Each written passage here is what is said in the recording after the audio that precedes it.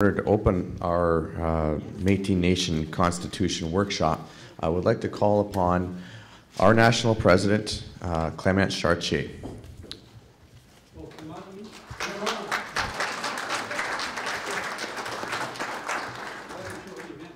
I didn't have the long term of the bio, so I couldn't have a very long opening statement here, but we would very much appreciate having our national president address us with his welcoming remarks. Thank you. Yes, and it's Clement, because Clement means somebody that's forgiving, and I am. No. On that light note, good morning, veterans, senators, elders, leaders, citizens, friends of the Métis, and I just want to acknowledge President Takuri, an Indian leader from Peru.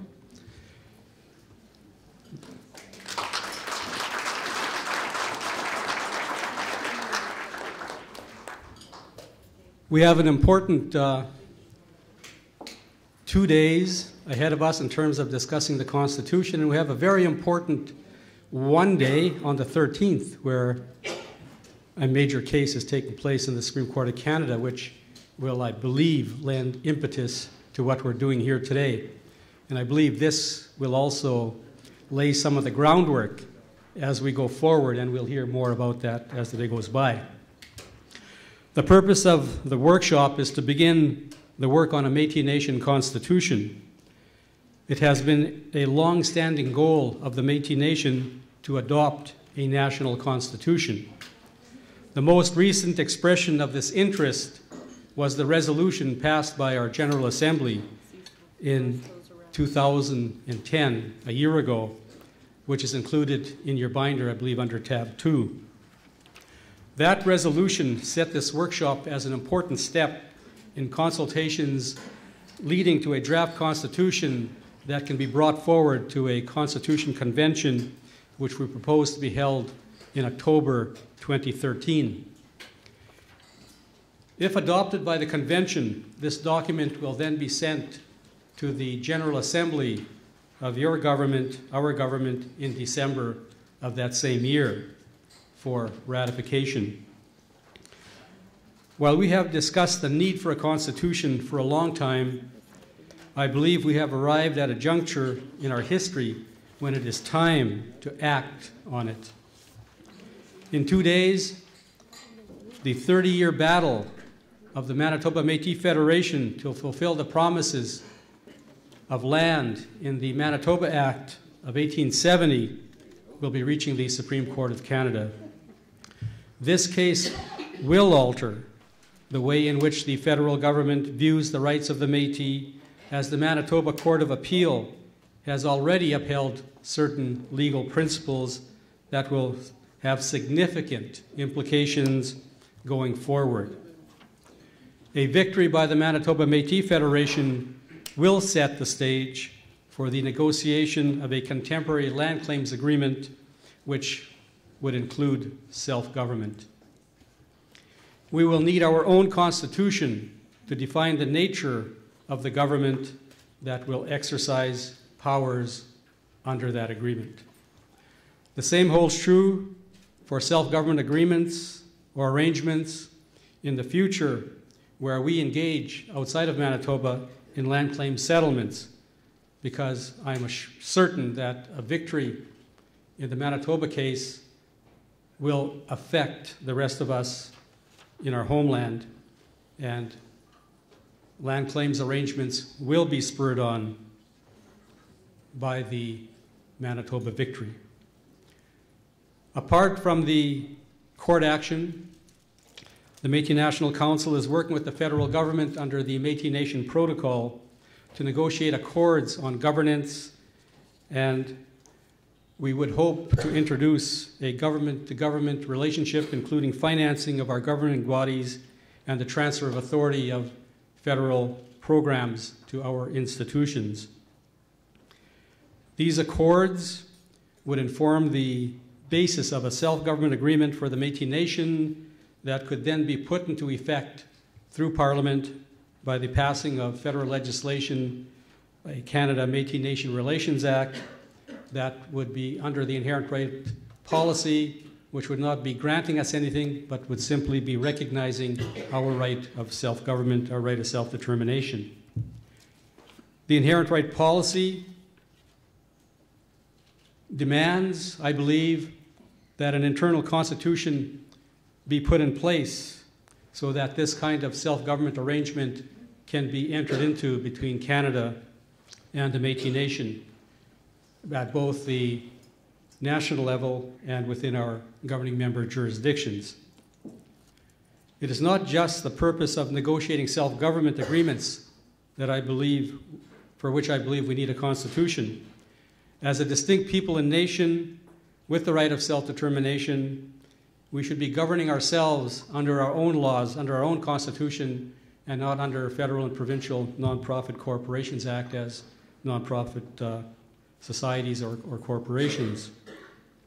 This, I believe, would strengthen our status and credibility as governments rather than interest groups when we sit at the table with other Aboriginal leaders and with federal and provincial premiers, the Prime Minister, and ministers. When we deal with private industry on major projects have an impact on our communities, a constitution, I believe, will also be helpful. When we address the United Nations, the Organization of American States, and other international institutions engaged in the promotion of Indigenous peoples' rights, again, our Declaration of Self-Government and a document putting that forward would be helpful. When we cooperate with other Indigenous peoples worldwide in areas of common interest, such as we have with CONAIP in Peru, a treaty we signed at Batoche this year, this again will help formulate and put forward our nationhood. In other words, a constitution will demonstrate the political will and nationhood of the Métis people on the national and international stage. That we haven't been able to adopt a constitution to date should not be viewed as a deterrent to future attempts and to future success. The Canadian Constitution in 1867 did little more than set out the division of powers between the federal government and the provincial governments, set out a division of powers between their various institutions. And basically, we are at a stronger position because we have been, over the past almost 30 years, rebuilding our nation, rebuilding our people, rebuilding our government, and we have a strong basis from which to move forward. It was not until patriation of the Constitution in 1982, bringing the Constitution from England or Great Britain back to Canada, that Canada acquired its ability to amend its own Constitution, that Constitution, of course, being accompanied by a Charter of Rights and Freedoms, and more importantly for us, Part 2, the rights of the Aboriginal peoples in Canada, from which we have seen success to date with the Powley decision and the Cunningham decision this year, and I believe a significant victory in the Manitoba case coming forth next year. I believe that by 2013, we could accomplish much in the Constitution, even if the delegates of the Constitution Convention chose a document leaving the current structure of our governance system largely intact and with the amending formula that would permit future changes. But I also believe we can go beyond that, far beyond that, which will be our challenge over the next 2 years. A constitution can serve as a vision or mission statement of a nation. As such, it can express the fundamental beliefs, values, and goals of a people. Some of those core beliefs, I believe, are foundations of our nationhood and stand a good chance of being adopted by the Constitution Convention.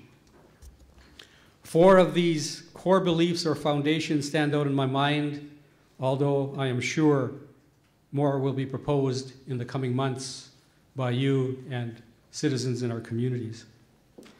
The first is the need to restore a land base for the Métis Nation and future generations, and to ensure that Métis people and their governments are fully involved in the ratification of any agreements affecting these lands. We will soon hear from 3 lawyers who are at the forefront in the courts in trying to restore the lands and resources of the Métis Nation. Jean Taillé, I see who is sitting in the back. Hi, Jean. Will be speaking to the boundaries of the Métis Nation homeland. Tom Berger, the Honorable Mr. Berger, who has represented the Manitoba Métis Federation in their epic land claim battle almost from the start, and will be arguing the case before the Supreme Court of Canada on Tuesday, will then provide us with an overview of the case. Jason Madden will then speak to the potential implications of a successful decision in the Manitoba Métis Federation case and where we go from here in our strategy to restore a land base. The Manitoba Métis Federation argument in MMF versus Canada and Manitoba is included in your kit under tab 3 and is followed by the factums of the MNC, MNO, and the MNA. A second foundation is the national definition that identifies who we are and is the foundation of our citizenship system. The national definition was adopted by the 2002 General Assembly and incorporated into the bylaws or constitutions of each of our governing members. Meeting the national definition is a requirement for citizenship registration and for voting in the elections of governing members. True, we have not yet completed the national acceptance process and establishing a Métis Nation registry, something the Métis National Council and the registry officials of the governing members are working toward in their ongoing efforts to harmonize the 5 citizenship registries. This work on a national acceptance process may or may not be completed by the time of the Constitution Convention in 2013. But even if it is not, we could, I believe, should entrench the national definition in the Constitution as an expression of who we are as a distinct people and nation and the basis of our citizenship code. The Constitution could also commit the citizens and governments of the Métis Nation to continue working toward the National Registry if this has not already been achieved. A third foundation for constitutional consideration is the need to preserve and promote the culture and language of the Métis Nation, which will be addressed by a panel this afternoon. And at this time, I'm also pleased to state that the theme of the Decade of the Métis Nation is paying tribute to our Métis veterans. Next year, the theme will be Métis Nation culture and language. A fourth foundation is our commitment to democratic accountability. This commitment is already established in the province-wide one-person, one-vote ballot box system of elections for the leaders of our governing members and the ballot box elections within the regions of each province for the other members of the provincial councils and boards. According to the existing MNC bylaws, membership in the Métis National Council is conditional on a governing member adhering to the principle and practice of direct election of leaders. In 2002, the General Assembly also adopted a resolution calling for a direct one-person, one-vote ballot box election of the national president. Whether and how this system of direct election should be extended to the national president will be the subject of discussion at this workshop and over the next 2 years. Tomorrow, we will look at how a direct election system for the president compares to the current system and the questions that will have to be addressed before 2013.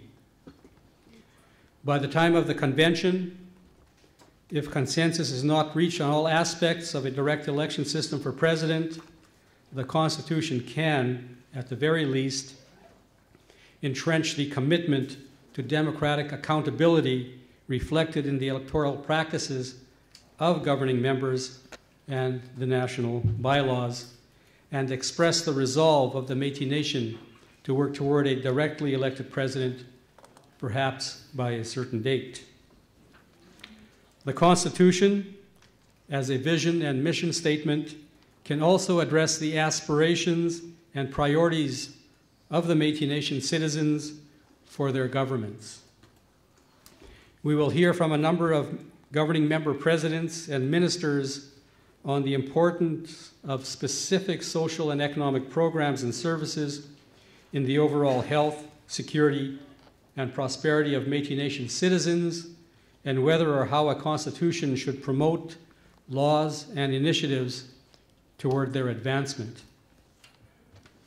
The Constitution should also address the rights and freedoms of citizens of the Métis Nation in their dealings with their own governments and with each other.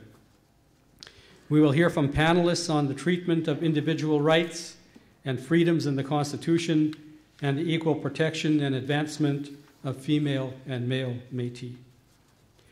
Many of the building blocks for constitutional reform, which I have just identified, are included in a PowerPoint under tab 7.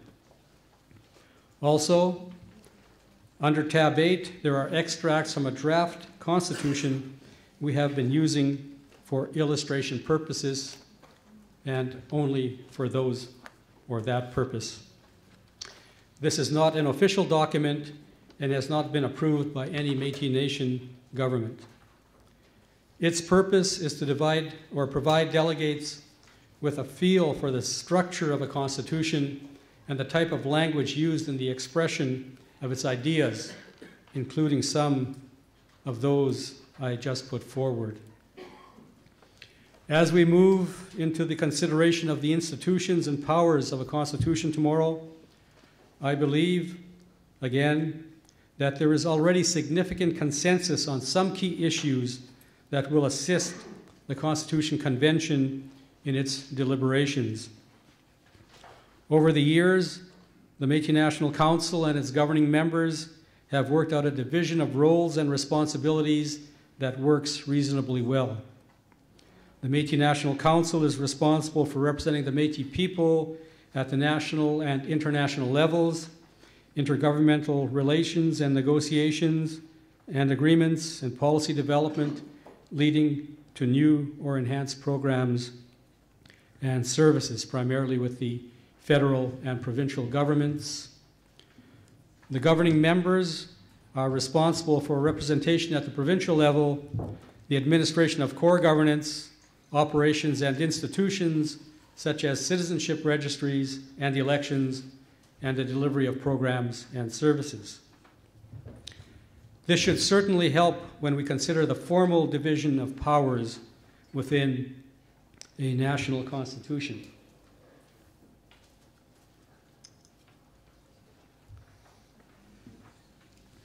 The direct election of a national president by Métis Nation citizens rather than the General Assembly raises a number of important questions with respect to his or her accountability and powers that will have to be considered.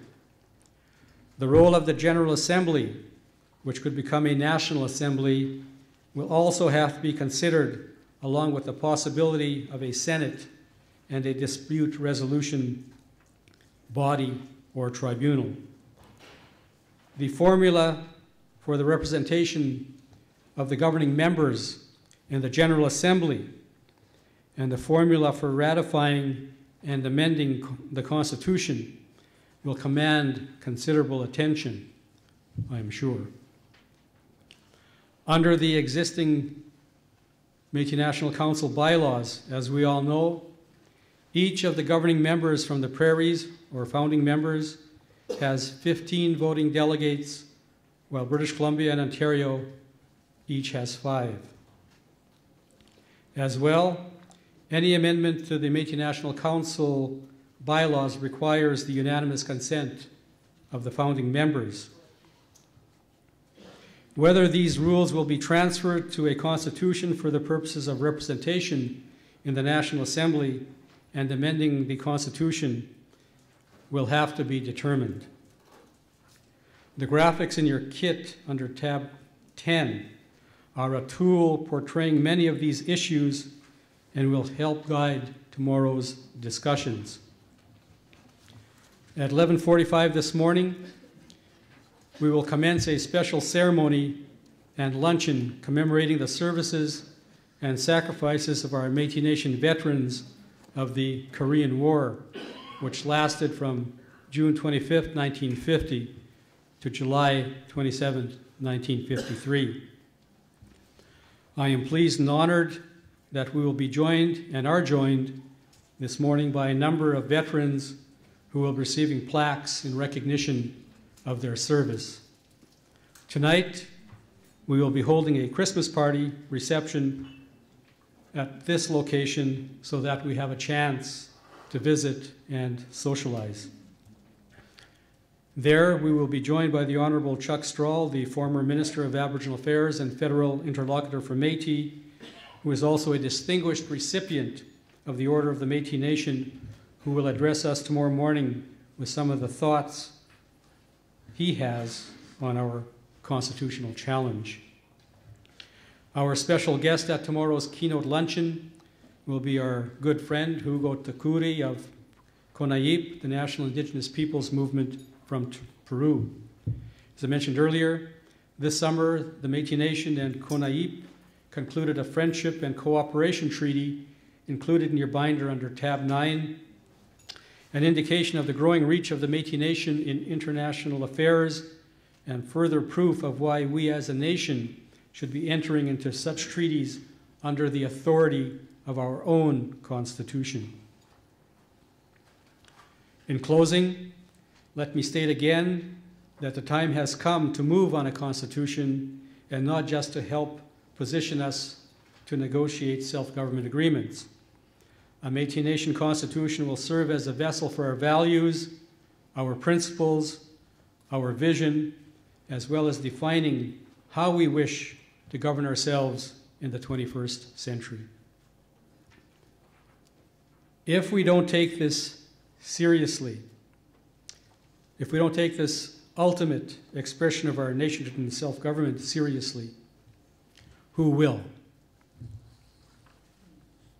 How better to celebrate the 30th anniversary of the founding of the Métis National Council in 1983, when our nation was at risk and our leaders stepped up to once again defend our rights to exist as a nation and people. Écossais, merci.